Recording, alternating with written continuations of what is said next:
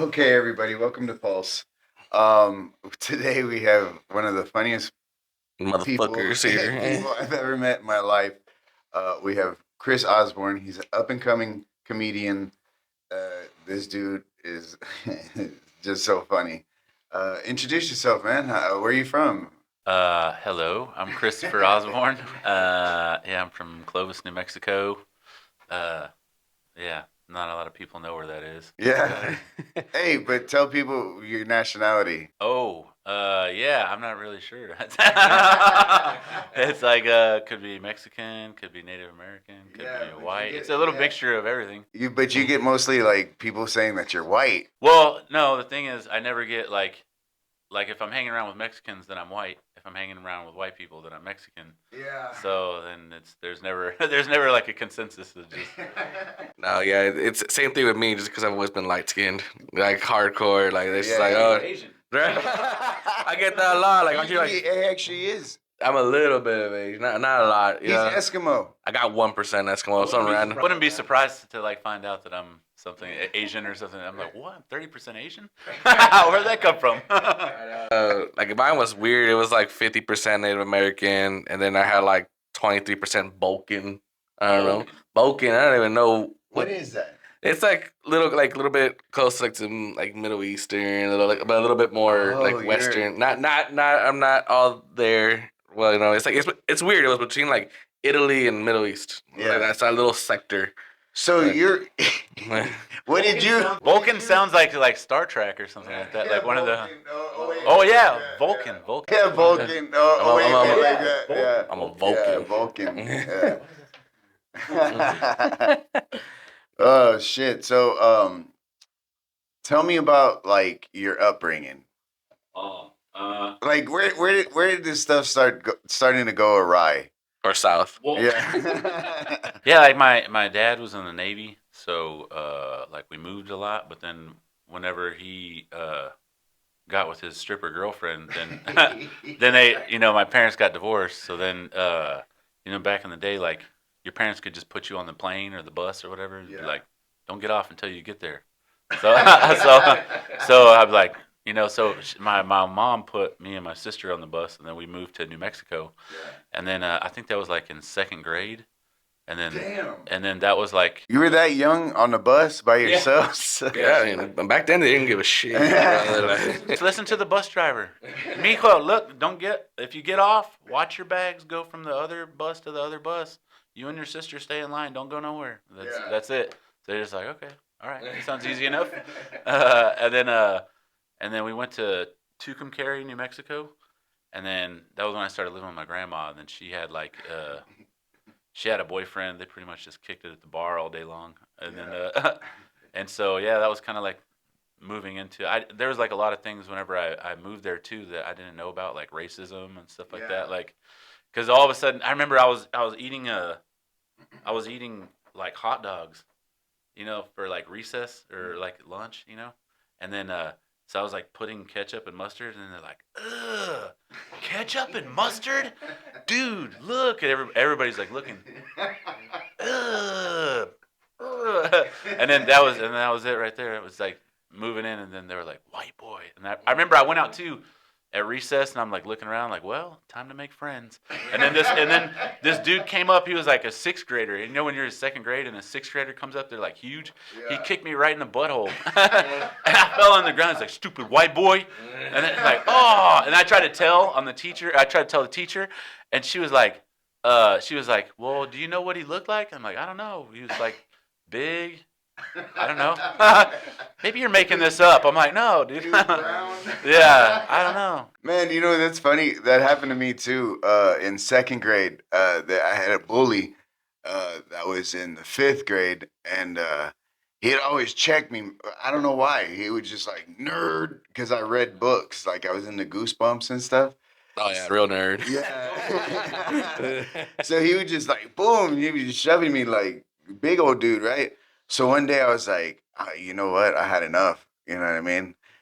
I don't know why. I thought I did like. I ain't taking this no more. I thought I did this stupid ass Power Ranger jump punch thing, like a Superman punch, and I punched him in the chest, right? and I thought I was all badass, right? So I walked around, I turned around, and I'm walking off, and then was he fucking kicked me, dude? He kicked me so hard. Not injured at all. No, he kicked me in the ass so hard that my feet left the ground, bro. Yeah. And I was like, I was just thoroughly embarrassed. You know what I mean? Butthole kicks are nothing to play with. They will mess you up. But that power dynamic has completely changed now. You know what I mean? Which one? Like back in the day, you would get from reading, from being a nerd, like anime. yeah. It was like that. That was all like the stuff people would like bully you for. Now, if you're not into none of that shit, they're gonna bully you for that. And I've seen And that that's big some- change, dude. Whenever I was in college here at SAC, and was like I was doing coding or whatever, and all these fools treated me like I was dumb. It was like 21 Jump Street. I was like, what is going on? I'm like, I used to be cool, dude. No, they're like, he doesn't know how to code. Who doesn't know how to code? Dude, C++, this is easy. I'm like, Oh, you did C++? yeah, I failed it. That was my first class. That was my first class I failed. They're like, It's a language. yeah, he was like, dude, I don't have time to teach you all this stuff. You should have known already. Like, what's what you What? went for though? I don't know. Yeah, I was like, they didn't give me any like prerequisites. You even learn DOS? No, I don't know anything, dude. Oh. I know, That's I know getting shot at. I know running from pit bulls. Like that's what I know. But being shot at, that's also from you being in the military, correct? Yeah, You were in the military for pretty much how long? When did you start? I was in 11 March 2003. That was when I Dang. Yeah. I had just gotten into college. on 9/11. That was the day when we were taking the ASVAB, and I just got my check cashed. So I showed up at school, and then we were taking the ASVAB. I'm like, I'm not going to the military. I'm not doing this. So I left, and I remember people were like looking at the TV and stuff, and I was like, well, nobody's gonna notice I'm gone, so I'm just gonna leave. So I left, and when I went to the base, they used to just drive, and you just show your ID, and they just wave you on. Yeah. But this day, that fool came out with his M16. I was like, I hit the brakes, and then they threw me on the ground. They're like, you didn't watch TV? You haven't seen what's going on? I'm like, no. Like, the base is closed. Get out of here. I'm like, what? So I was gonna get a haircut, and I was gonna get weed that day. And so then I went to my weed dealer's house, and he never let me in. He opened the door. He's like, get in here. And like brought me in. I'm like, whoa. He's like, roll a joint. So I'm just sitting there with his pit bull, like, what's going on? And he had 2 big screen TVs, and he's just walking back and forth. This is why we don't let these fools in our country. I'm like, whoa. There was some Middle Eastern slurs that were thrown around and stuff like that. And then I was just like taking care of his weed that day. He was like, hey, just handle that. I'm like, oh, okay. Just weigh it out. The scale's right there. Like, You get into all these situations. dude, I don't know. I just go around sometimes, and then I notice a lot of drug dealers take a liking to me for some reason. They're like, I like this guy. Just stay around, kick it. You got a friendly weed face. Yeah, like the gift of gab. Hey, but explain to me this, like, why is it that people always get after you because they think that you're mean mugging them? I just have this face. I don't know. It's like, I have a face, and I try to like work on it. I'm like, I try to. Sometimes people be like, hey, smile, and I'm like, I feel like I'm smiling. Am I not smiling? Like, I try to work on it more. Like, I feel like Arnold Schwarzenegger in Terminator. He's like, Oh, dude, you have a good Arnold Schwarzenegger impression. No, you go ahead. Go ahead. Yeah. Give us a little bit. oh, what were we doing the other day? We were like standing there. I was thinking about that movie Twins. Yeah. When he first gets on the plane and he's like, take out the papers and the trash. You don't get no spending cash. He's like, sir. He's like, oh. I love that guy. But those dudes like Jean-Claude Van Damme and Steven Seagal and Arnold Schwarzenegger and Sylvester Stallone, all those fools, those were like the dudes that like inspired me to get in the military. I was like, they were always like trying to do like the right thing and stuff like that, and I was like, yeah, I like the right thing. The guys who are never in military whatsoever, you're like, yeah, these are the guys. They're always going up against the police and stuff like that. Something's wrong. Something doesn't smell right. Oh, have you ever seen the videos of Steven Seagal running? Oh yeah, where he does his arms all weird like that. Man, I used to really like think that dude was like scary. Yeah, like ooh man. And now I think he's just shit. Now I read a lot. I spend a lot of time like. Unless he wants to be on the podcast, then. Oh, I would like him to be on the podcast. Yeah, please. I got questions. Yeah, that whole show, that reality show that he was on, he had like. Oh, when he was a cop? He had kind of like a southern accent, and then he's like jamming, playing guitar, like all this stuff, and then he goes to the hood, and then he's got a do-rag on. He's like, "Hey man, let me talk to you, bro." Like what? Why are you talking like that? That's like that whole Tom Segura skit where he was like, he goes talking to Mexicans and he's like butchering the Spanish language. You know what I mean? Trying to talk to him, and then he was like, "What the skippity do or what is it called?" I don't know that one. Oh, I'm a okay. youngin', remember? Is it that old? Probably, brother. Dang. I only know a few bits and pieces of him. Steven Seagal's like a Russian citizen now. Oh, he moved over there completely transferred. Which is weird to do in a war, right? We're all like against, or I guess we're against Russia. I'm not really against anybody, but but supposedly they are not our friends. And then he's like, I'm with these fools. Come say something. You know? Yeah, we're way bigger. His fighting looks cool. It seems like it would be cool. Legit, right? Yeah, but then I don't know. I've never seen anybody do that. I heard that he paid for his belt, his ranking. Like he actually donated so much money, and then he became like a shaman or something. Like, Well, I'm supposedly- serious. I'm being serious. I mean, you can pay for the belts. You can probably buy them. You're supposed to earn it. Yeah. He's the first American to have a dojo in Japan.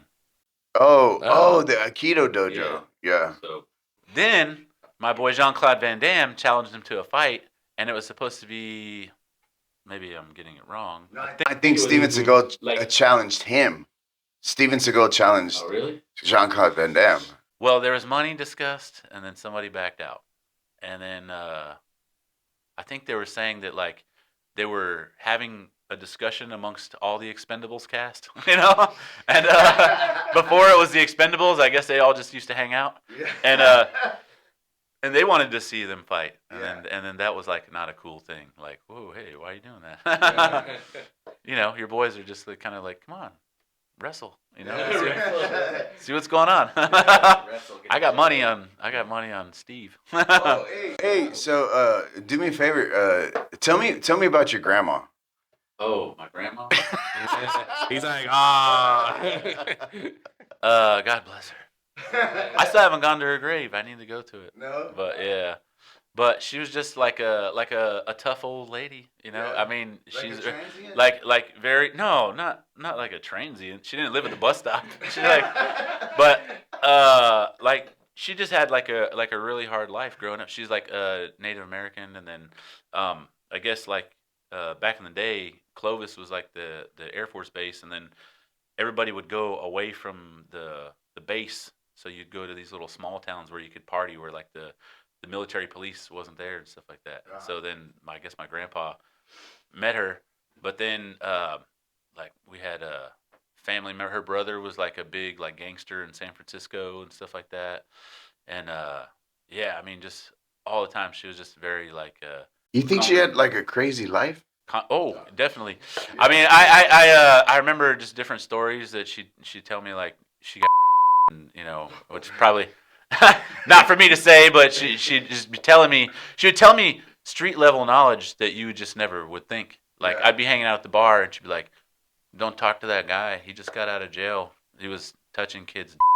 And like, and as a kid, I'm like, why would somebody do that? And then just stay away from him, okay? And I'm like, all day long, I'm like, why would you touch it?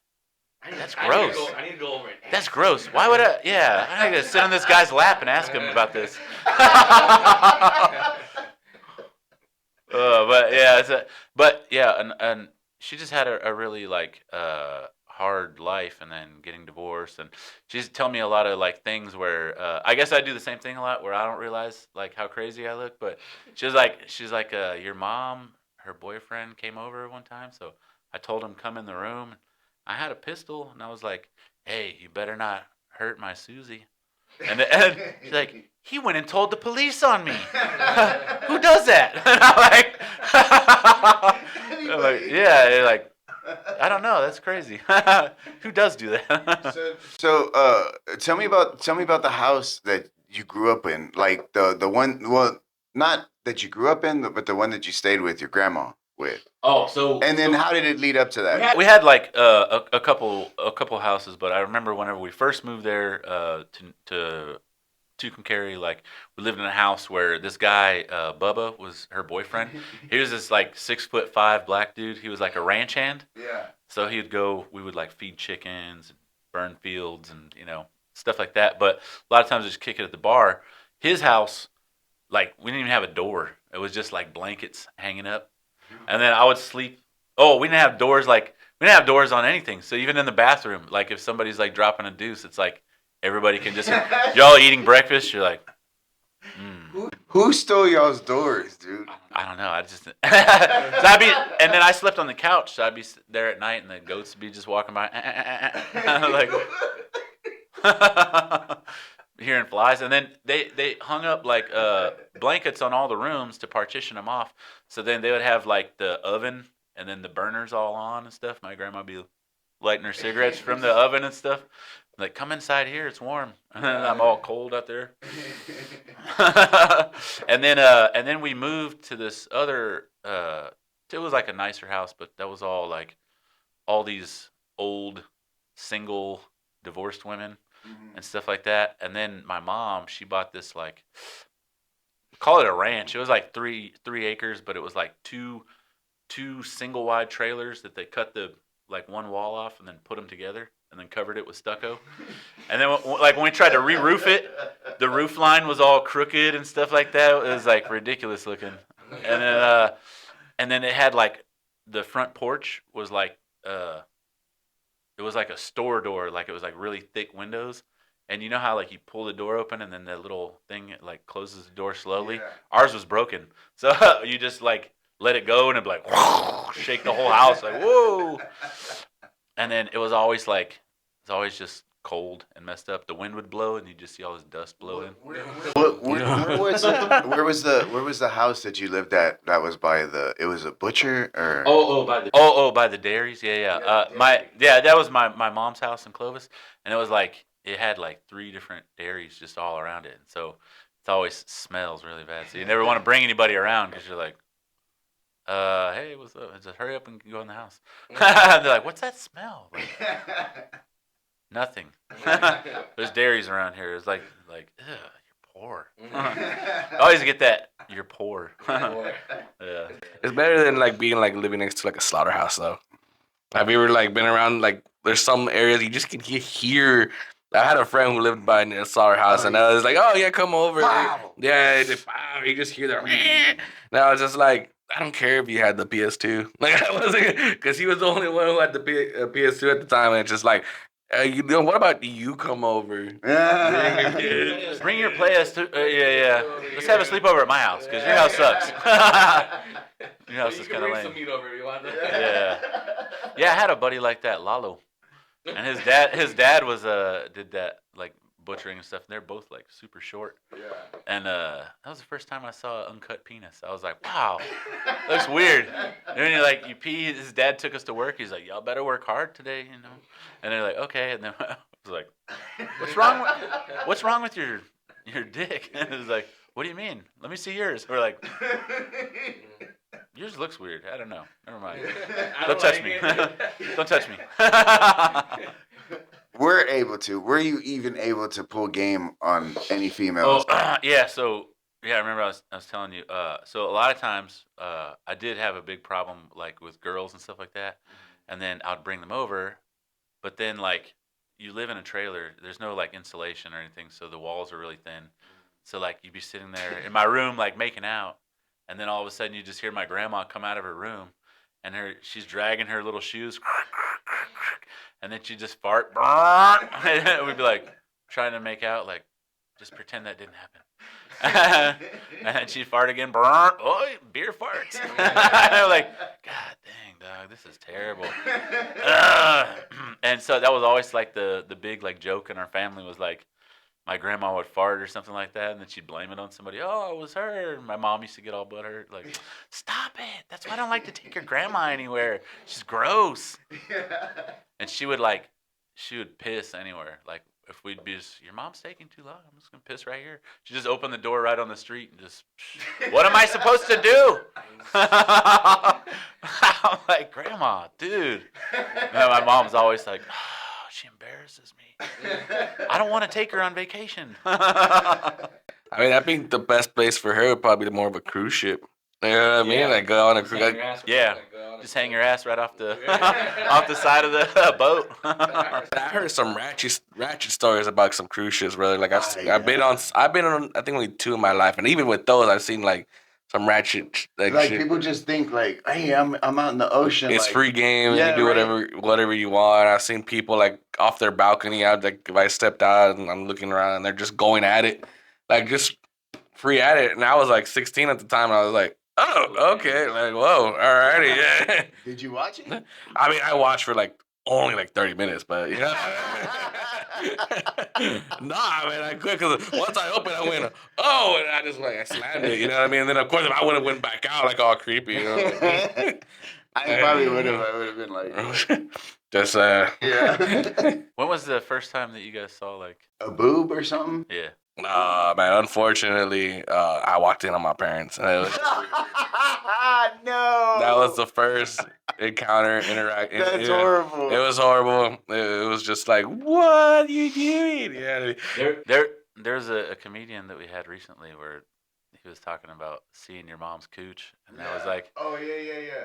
that was very traumatic. I knew. Yeah, as soon as he brought that up, I was like, oh man. But they had this like workout thing, and it was like you hung it on the door, like, and and then it's like it's got pulleys, yeah. and then for some reason, my mom, I came in and I was in trouble. I was supposed to get a spanking for getting in trouble at school, and she was all working out, and I was like, oh, She was naked. not like that, but she had shorts on, and then like, Oh, and then there's just like bush coming out of the side and stuff like that. I'm like, gross, dude. Oh, so I sat there, and then I just kept trying to like make myself cry, so I didn't get a spanking. But I was so grossed out. I remember I just went to my room and sat there all sad, like.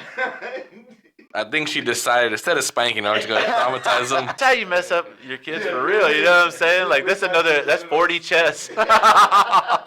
Well, me actually, mine sucks, dude, because I found a VHS tape, and you know how they would scratch off the labels. Yeah. You know, you didn't know it was a porno, so I was like, oh, cool movie.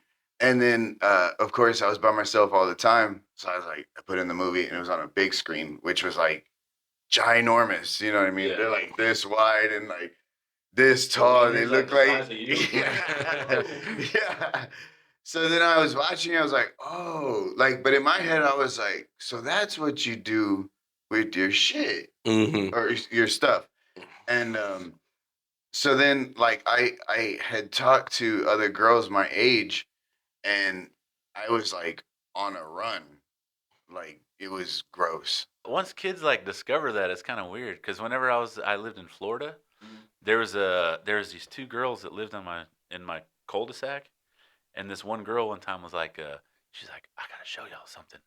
And we're like, what? So, and then their parents had like that big like wall of boxes stacked in their garage. But we went around to one side, and then they like pulled out a magazine. And it was one of the really graphic ones. It wasn't like Playboy. It was like, it was, and then like, it was maybe even worse, like Cherry or like something really, really like from the truck stop. And it showed full insertion and everything. And I was like, what? Yeah. And then I started getting in trouble because like my mom one time, she was vacuuming, and this girl that lived across the street, she's like, well, put it in, see what it does. And so like, I was like, my mom like opened the door. She's like, oh my God, what are you doing? that was like me. Yes, It's I was. Yeah. And baby, we would play house, is what it Yeah. was. Yeah, and then it was like one, then another, and then another. And I'm like, I felt like I was peeing. Yeah, I'm gonna have to edit out the ages you guys said for sure. Yeah.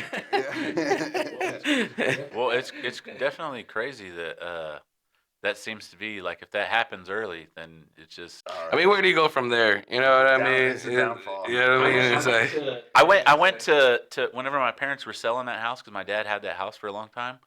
When we went back, that one girl that kept wanting to mess around, her parents had her like locked in the house. She was not allowed to come outside because they were like, yeah, she was like getting with all these people and stuff like that. And like, what? Wow, crazy. Hey, yeah, give wait, it okay, chastity belt or something. all right. Yeah, we definitely have to talk about it. Give me flip me off. Oh, How'd that happen? in New Mexico, they had like a big problem with gangs. So they thought that if they made people like pull their pants up and tuck their shirts in and wear a belt, then that would like get rid of the gang problem. And then I remember like my belt broke, so I didn't know what to do, so I just went to school like that. I was just like gonna pull my pants up all day long, but they kept falling down. So then they were like, "You're sagging." I'm like, so then my grandma had gone to the school so many times that like the principal hated us, and so she literally just dropped me off at home. Didn't even check to see if I had parental supervision. She just like get out. So then I got high and then I started watching a movie, Crocodile Dundee, and then he runs to like the roof and he's like looking around. He's running away from the police and he sees a rope.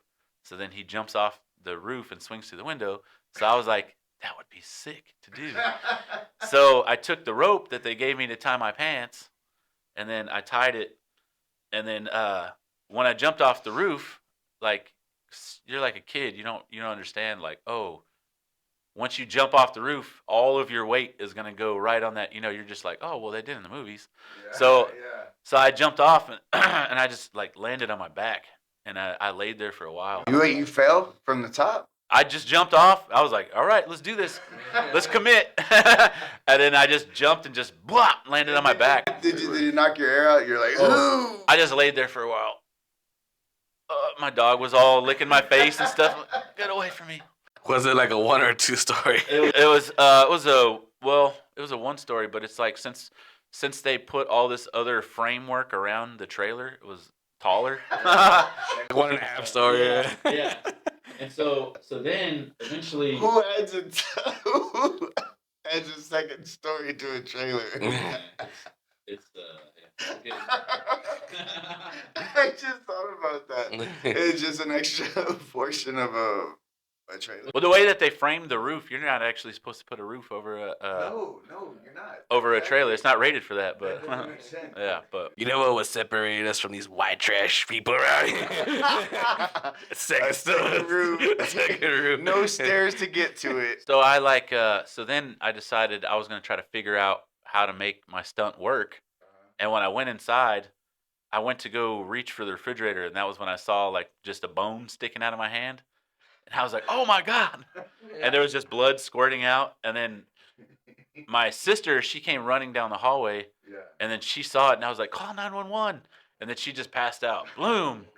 And so she was laying on the ground, and then so I had to call 911 myself, and the lady was like, "Well, in order to get your finger back, to put it back on, like you're gonna have to go get it."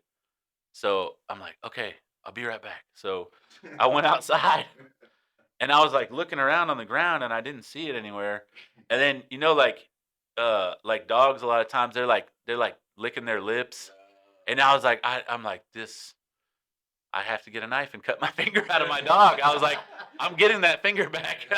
If there's a chance that they can put it back on. So then I just happened to look up, and it was still stuck in the rope. So I had to go back around and then climb up and then pull it up. And then I took it.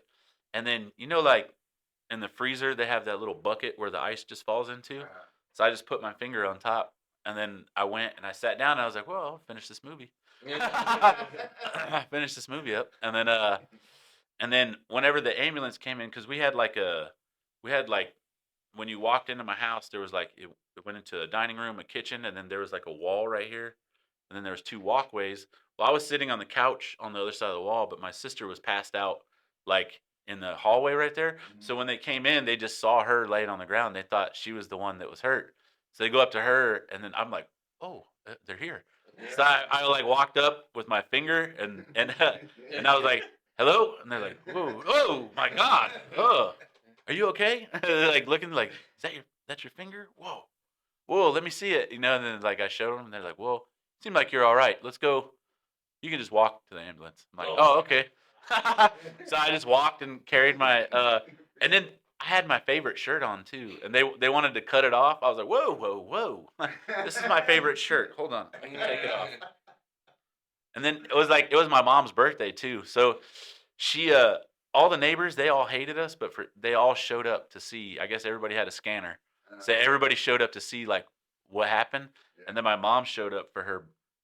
She was supposed to have her birthday that night, and then all these people are they're like, "It's not as bad as it looks," and so then we spent the whole night like going to hospitals and stuff like that. It was crazy. And then I was back in school on Monday, and then people were like, they're like, "He's faking just so he can talk to girls and stuff." I'm like, what kind of dumb plan would that be to talk to girls? I cut my finger off, boo. Like, what are you talking about? But why did they want to cut your shirt off? Like, it's your finger. They always try to do that. Whenever it's like trauma and stuff like that, they always just try to cut everything off real quick so they can get to everything. I know my father, like when he busted up his ankle, actually it freaking broke. Like he was building like a horse. Pins and stuff. Yeah, it takes. Yeah, he had everything, and pretty much we were building a horse stable because we had a couple of horses. And it wasn't even like that high. It was like a foot off the ground. The thing is, when he jumped off the ground, he landed on a 2x4.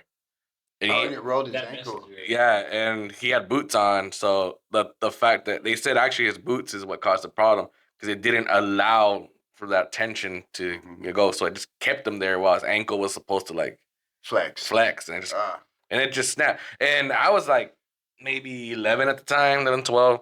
And when I saw him and I heard it, you know what I mean? And then I just see my dad, like, I was in shock. I was just there, like, what the hell? Yeah, no. He's always like, I'm just there, like, because I just heard the, you know what I mean? And it's just like, I'm just there, like, in my head, like, oh, shit, what the, his leg's broken. Nah, but he just bought those boots. Oh. I think they were like $800 boots. Oh. And they're like, we have to cut your boot off. Like we can't just remove it. And he's just like, I just got these boots yesterday. He's more concerned. He was more concerned about the boots. And then so once they cut it and took it off, his leg just went like he just flipped down, you know what I mean? And it was just rowdy, and he's just there. Like that's when he felt the pain. Like once they took off the boot, and then that's when he just started screaming. But yeah, they had the surgery. They put like I don't know how many pins. They put like a plate there and everything. He still has the scar, and he says like when it's cold, he can still feel. I think they left like a plate in there or something. So that was crazy. But well, I know you had a rowdy injury too, right? Yeah, I had a rowdy injury. Which is kind of ironic now that I know this because I didn't know that before. Yeah, well, actually, yeah, you're right because it was my leg too. So I mean, were you there when I showed everyone at the comedy club? You told me about the. Yeah, so I can flip my foot backwards. it's rowdy. I saw it. Yeah. But it was because so we had the Was ETV. it the same foot? You know what I think about? Yeah, that's what I think about it. I need I need to double check if it's the same foot, but I'm pretty sure it is. So pretty much on the ATV, I was going on a turn, but you know how sometimes those dirt pots with grass kind of have a lift off the ground. So my tire hit it, and that's when I started flipping. But my foot got caught under the clutch. So like my foot couldn't go anywhere. So when we were rolling, and it finally flung me. And then that's when I realized, and I looked, and I was like, "Oh shit, my ankle is all." So I mean, luckily nothing like broke. They just had to like, like my cousin kind of just went pop, without even asking. Pop, they just fucking did that shit. You never had it fixed? Not so much fixed. It was more we just had like Like you're not like not a You cast. put- Like it was like those ankle bracelets or the braces. You know what I mean? And then And you put Windex on it. man, we put Vicks. Yeah, they always do that. They're like, you want to go to the hospital or you want to go to Dairy Queen? And you're like, Dairy Queen, yeah, man, whatever. I dislocated my arm too. Yeah, I should have gone to the hospital. The thing is, I didn't tell my parents what actually Yeah. happened. I just like where it was like, you know what I mean? I just told them like, oh, I think I just twisted my ankle, and I had to put. They just gave me a brace. Yeah. You know what I mean? Were you like afraid to get in trouble? Yeah, because they already told me like, don't be going quick or don't be going over there because the ground's uneven. You know what I mean? You're gonna get hurt. I'm just like, whatever. I had a soldier in the army. He got hit by a car, and he was afraid to be late for formation, so he was running across the street, and the car hit him. And then he came up all like, like, are you all right? And he's like, I got hit by a car, but I don't want to be late. I was like, are you okay? Why are you spitting blood? I was like, I'm fine. Like, I don't like those like break injuries though, because we were in Iraq, and this guy, we were driving by, and an IED went off, and then we saw him, and he started running from us, and so we chased him into the house, and he tried to jump out of the window, and then he hit a metal gate. So my friend was like pulling security, and there's the gate, and then there's this outhouse because all their bathrooms are outside, and then this guy hit on the other side. So this guy's standing there. Oh, what was that noise? And then the guy's just laying there. And then we're all looking at him like his legs were all broken. Like, dude, that is gross, dog. What do we got to do? And they're like, we got to pick him up and move him. And then like just as you're picking him up, moving him, like you're like, I'm sorry about this. I got to straighten this out. I'm sorry about that, dude. Shouldn't have done that. I bet you've seen a lot of stuff. Yeah, those. You did 2 tours, right? No, just one. Oh, Just just one. like during the surge, so it was like 15 months.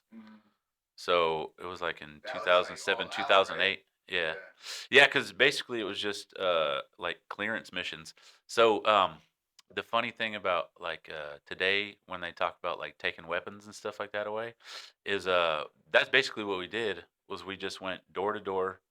We just pick a city, make a make a perimeter, and then we just go door to door, go through every drawer, every flipping, everything looking for weapons. We took away everybody's weapons, and then we left everybody defenseless. And then like the military or like the police, the Iraqi police or the Iraqi army, then they would just go back and rob everybody. And so then we were like, dang, we disarmed everybody. So then we started going back, giving everybody like guns again. We were like, here, you guys gotta protect your family and stuff. Sorry about that. Our bad. Yeah. So it is funny when you look at that now, and there's all these people that want to like take guns away and stuff like that, because you're like, dude, it sucks when you don't have any way to defend yourself, and you can't fight. I can tell you, you can't fight. But you went from that to military, and then so now we know you because we worked at the comedy club. You're working Yes. there now. So what transitioned you? I mean, is what made you get into comedy in general? Like, I think like I tried to get back in the military like a lot, because when I got out, it was like my wife was deployed, and then I was back here in training, and then since she was deployed and I was here in the States, my brother-in-law tried to kill my family with like a baseball bat. He's like bipolar or whatever. So I ended up having to get out of the military, and it was only supposed to be for a little bit of time. hold on, you can't just skip over. Just my brothers try to kill everybody. So like and then from there, it's like what happened there? But that's why I wanted to bring it on. It's just like your mentality is just off the wall, because like you've experienced so much that you've become so numb to so many things. Where what I someone mean? would be like, hold on, that part essentially, and you're more like, that's an everyday occurrence. Let's go fall past that. You know? Like, Yeah, he's just like bipolar. So so I guess I don't know. He just one day he just flipped out, and then and so he got arrested or whatever. But then he's still living with my in-laws, and so my son was there. So they're like, well, it's not really safe for your son. But then my family, they both had my mom and my dad both had like drug addicts living with them at the time. Like my sister was on drugs. I don't know who my dad had somebody living with them. So it's like I couldn't put my son with either one of them. So I thought I would just get out for like 6 months and then they would let me back in. But then I got diagnosed with sleep apnea. So then they like wouldn't let me back in. So I'm like, wait, what? Sleep apnea. Yeah, It's like yeah. I'm like, for snoring? Like, so then it was kind of like, oh, what do I do now? So then I was gonna be a cop, but then I had some people like at church that were like, you almost just died like for a whole year of your life. Why would you come back here and then just do another job? We at the time we had 4 cops that just got gunned down like at a coffee shop, Oh. and so so it was kind of like, dude, they're out there killing cops. Why would you want to be a cop? So this guy talked me into doing home inspections, and then I did home inspections for like 8 years, Okay. and that I hated that job so bad because I used to tell my friend like, man, you know what would be really cool if you just came by and shot at me every once in a while, just because I don't know, that's the only thing that like gets me excited, you know. just to liven things up. I'm Yeah. sorry. You don't need coffee, you need violence. I quit doing home inspections when COVID came around because it just killed like uh, the military was a big was a big kind of like industry in that area. So you had the Navy, you had the Army, and the Air Force. So a lot of the real estate agents that I work with, they have all the deals going with these people. And then when they closed everything down and people weren't getting paid, everybody's loans got canceled. So then home inspections went to like nothing because like everybody's kind of like, what are we doing? So I saw this as a perfect time to get out from under this, burden. So I took a job at FedEx, and then for 2 years of COVID, I was working at FedEx. But I kept being like, man, dude, I don't know how many jobs I've been fired for making like jokes and stuff like that, and just like, you can't be making jokes like that. I'm like, what? Like at FedEx too, I got in trouble like a couple times. Like they had that wreck in Dallas or whatever, that huge wreck on the Oh, on the yeah, freeway, and they were showing it to everybody because they were like, "Hey, just be aware, this is what happened." And the last truck was this big FedEx truck, and it hit this car, like it smashed like 10 cars, and you just see a girl like doing a cartwheel through there, and she was dead. I was like, "Don't worry, she's vaxxed." And then they were like, "What?" And this girl goes and tells on me about that, like that's so insensitive, So then they come and so I kept thinking about that, and I go, maybe the only thing I'm good at is like joking around and stuff like that. Maybe that's what I should do. So then I used to sit there, you're like delivering boxes all day. That's all I used to do is listen to podcasts and stuff. And I remember hearing about like Hans Kim, how he just quit his job and just moved to do comedy. And I was like, that's what I should do. But it wasn't a reality for a while. It was like I was making like $25 an hour working at FedEx and stuff. But then when Joe Biden was like, if you have more than 100 employees, then you have to let them go if they won't get vaccinated. I was like, well, fine. I'm not getting vaccinated. And like a little bit earlier, I'd made a couple jokes, which led them, I guess, to believe that I was like a Trump supporter and like all this like stuff, which really, I don't know how you know that, but they just all of a sudden they're just like, that guy, And I'm like, what? Actually, I didn't vote. I was at work. But, so then I just, once they fired me, I was like, why am I here? Which I should just leave. So I left, and then and I came here, and then I was going to school, and then I started working at like a gyro place, and they have like the meat that's on the little thing. It turns around, and you just shaving meat all day. But this guy was like, uh, not paying me, not he kept keeping my check. I didn't even get paid for like a month. I'm like, hey, dude, I need my check. He's like, oh, sorry, I slept in today. I'll come pay you tomorrow. And then so I went and told on the guy. Uh, because he was like taking advantage of me and this other guy, and we're like, hey, we're not getting paid. Like, I don't have money to pay my bills right now. And so that guy called me and fired me basically while I was driving home. So then I was like, I'm going to open mic. I'm gonna do this. I'm just gonna go. So that was the first time that I did open mic here. I just came. I was like, I can't believe I got fired. I don't know what I'm gonna do now. So I came, did open mic. I thought I did good. I can't. It's kind of weird when you first do it because like it's kind of like getting in a fight. Like you don't. Everything happens so fast, and you're just kind of like, I don't. Did I do good? Did I? And they're like, man, you got beat up, dog. That was terrible. You know what? No, I felt like I did good. You know, uh, so then the next week I tried to come back to do open mic again, and then that was when they had like some comedian that was here like a show on Tuesday. So I met the door guys, and then I was like, oh, this is a job. I was like, oh, that's what I want. Yeah. So I went home and applied, and then like the next day, got a call. Hey, come on in. Like, oh, this is sick. So it feels like everything has been coming together. Oh, For, okay. forgotten. But we had Hans Kim just a while back. How was that? Getting to see him, especially since you said, like It was funny because I like every time these people come in, I'm like, why did I talk? I don't want to say anything because I don't want to embarrass myself. But that was the one person that I saw that I was like, wow, this is the like actual guy. That's I mean like his story is what inspired me to like even pursue this thing. It was just weird seeing him. Like, wow, this is the guy that I heard the story of. This is weird, you know. Yeah. And then yeah, obviously when I talked to him, it was a little embarrassing because I didn't mean to say because it was like I was like, yeah, I just thought like I heard your story. If you can do it, I could do it, you know. And then everybody's like, you think you're him? And I'm like, what? No. How did you say it though?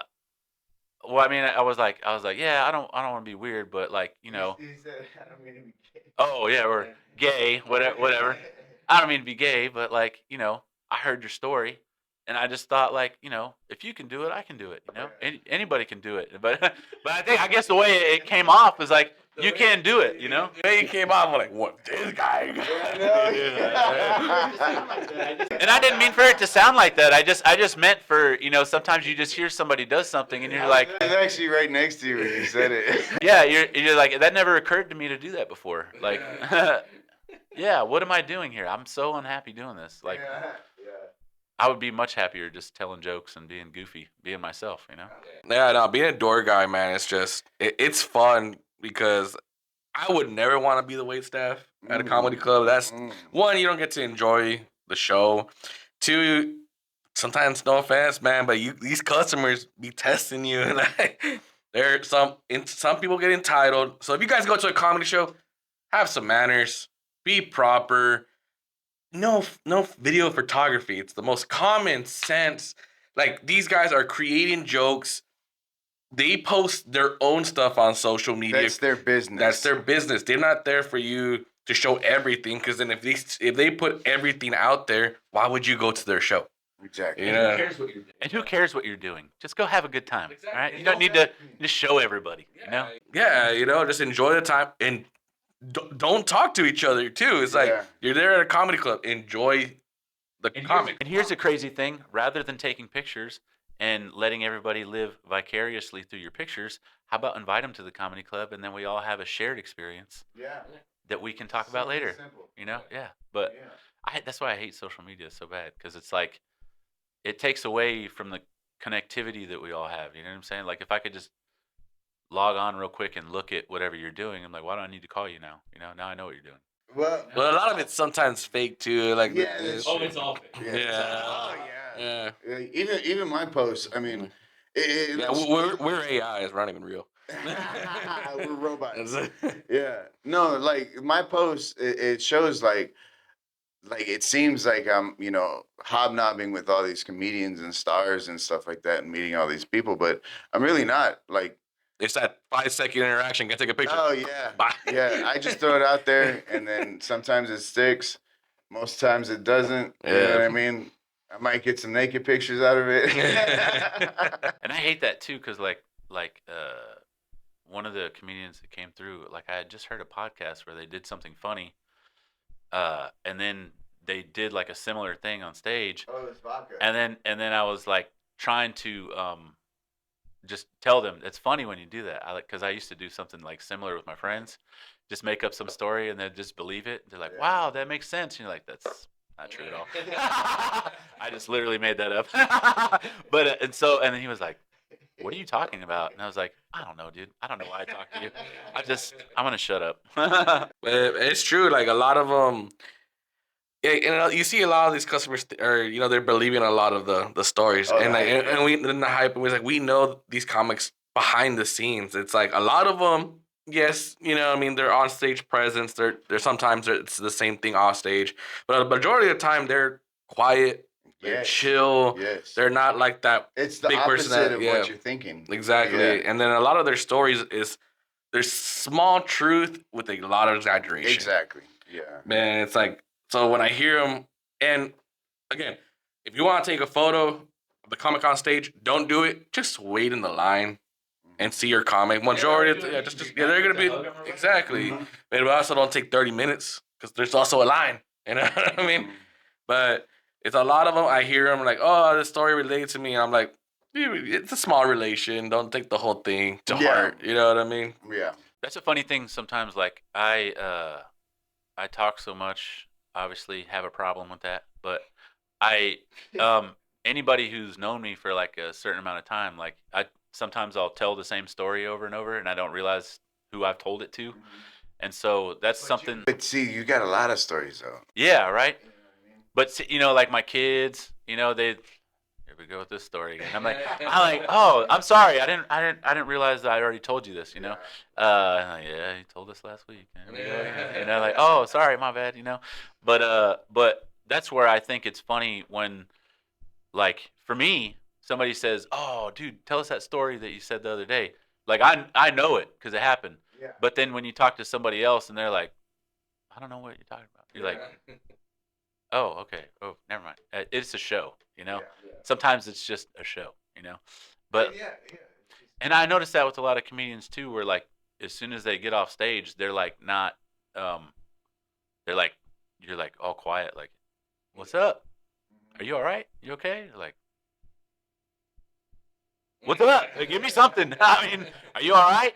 Like, you did good. That's cool. Or like, yeah, I know I did good.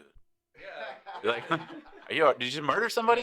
No, yeah, a lot of them once they get off the stage, like they're all smiling. Once they come off, they're like, it's like Yeah. they're not happy about it. Like dude, you sold out a show. Like I don't know if they're getting numb to it or I think so. You know what I mean? really do. And I don't know. Like I feel like I noticed that with the bigger names. bigger names, It's yeah. So thank you guys for watching Pulse. Thank you, Chris Osborne. One last thing. Alter Tattoo Studios. We are looking forward to you. Definitely stay tuned for that episode. It's gonna be amazing. They're gonna be a blast, and we'll be also showcasing their studio as well. Yes. Yes. Promotion. Yes. Definitely. Watch 'em. All right, thank you, everybody.